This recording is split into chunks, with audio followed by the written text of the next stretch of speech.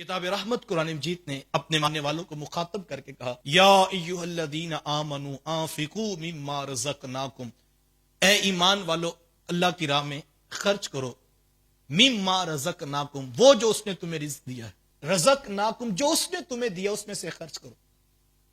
اس سے مراد مال کا خرچ کرنا ہے، جمہور مفسرین کی یہی رائے، لیکن بعض علماء یہ فرماتے ہیں کہ صرف مال کا خرچ کرنا نہیں، بلکہ جو کچھ اللہ نے اس کو دیا وہ رزق کی صورت ہے، اس کو وہ خرچ کرنا چاہیے اور اللہ کی راہ میں اس کو لٹانا چاہیے۔ وہ مال ہے تو وہ لٹا دے، وہ اگر اپنی صلاحیتیں ہیں تو وہ پیش کرے، اور قابلیت کا نور اللہ نے ذہن میں دیا ہے تو وہ اس کو پیش کرے۔ اگر کسی کے پاس اچھی جو ہے وہ چیز میسر ہے وہ اس کو خرچ کر، جو اللہ نے دیا ہے وہ الہی کلمت الحق میں خرچ کر دے۔ ہمارے اس سے وہ مفہوم مراد ہے کہ وہ اللہ کی راہ میں خرچ کرے وہ جو اس نے عطا کیا ہے۔ کیوں خرچ کرے؟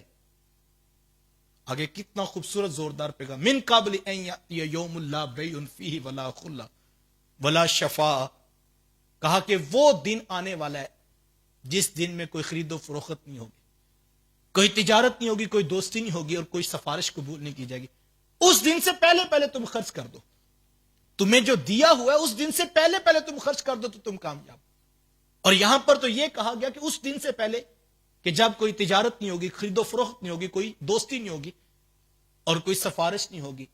تو سورۃ المنافقون میں اس سے بھی زوردار تنبیہ کی گئی، انفقوا مما رزقناکم من قبل ان یاتی احدکم الموت فیقول ربی لولا اخرتنی الی اجل قریب فاصدق واکن من الصالحین ولن یؤخر اللہ نفسا اذا جاء اجلها واللہ خبیر بما تعملون۔ فرمایا اے ایمان والو اللہ کی راہ میں خرچ کرو وہ جو اس نے تمہیں دیا ہے، من قبل ان یاتی احدکم الموت، اس سے قبل کہ تم میں سے کسی کو موت آ جائے۔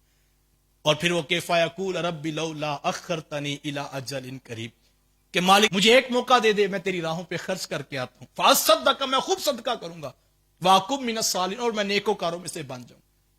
لیکن کیا فیصلہ دیا؟ ولن یؤخر اللہ نفسا اذا جاء اجلها، کہا جب وقت آخر قریب آ جاتا ہے پھر ایک لمحے کی سانس کا بھی موقع نہیں دیا جائے گا۔ اس سے قبل کہ وہ وقت آ جائے، اس وقت جب روح دبوچ لی جائے گی، پھر انسان وصیت کرنا بھی چاہے تو اس کا وہ فائدہ نہیں ہوگا، کیونکہ اب موقع ختم ہو گیا۔ اب یہ حسرت سے کہے گا فاصدق واکن من الصالحین، مالک مجھے موقع دے، میں ڈھیروں مال خرچ کر کے آؤں گا، بڑا صدقہ کروں گا اور سب کچھ تیری راہوں پہ لٹا دوں گا، اور میں نیکوکار بن جاؤں گا، میں گناہ چھوڑ دوں گا۔ تو کتنے زوردار انداز میں تنبیہ کرتے ہو فرمایا وَلَن يُؤَخِّرَ اللَّهُ نَفْسًا اِذَا جَاءَ أَجَلُهَا، جب پیغام اجل آ جائے گا ایک لمحے کا بھی موقع دوبارہ نہیں دیا جائے گا۔ وَاللَّهُ خَبِيرٌ بِمَا تَعْمَلُونَ، اور تم جو کچھ کرتے ہو اللہ اس سے باخبر ہے۔ یہ دو آیات مجھے اور آپ کو جھنجھوڑ کر راہ خدا میں خرچ کرنے کی ترغیب دے رہی ہیں۔ کامیاب وہ ہے کہ جو اس کے پاس میسر تھا اس نے اپنے رب کی راہوں پہ لٹا دیا، اور اس کے پیغام کے ابلاغ کے لیے اس نے اپنا مال خرچ کر دیا، تو وہ کامیاب ہوا۔ اور آگے کیا فرمایا؟ والکافرون هم الظالمون، اور کافر ہی ظالم ہیں۔ یہاں پر علماء فرماتے ہیں کہ جو کافر کا لفظ قرآن مجید میں آتا ہے، اس سے بعض مقامات پر تو وہ معروف کفار ہیں جو اللہ کی ذات کا انکار کرتے ہیں۔ کہا لیکن اگر سیاق و سباق دیکھا جائے تو اس سے لغت والا معنی بھی مراد لیا جا سکتا ہے کہ جو انکار کرتے ہیں وہی ظالم ہے، یعنی جو ماضی میں بات کا حکم دیا گیا جو اس سے انکار کرتا ہے وہ ظالم ہے۔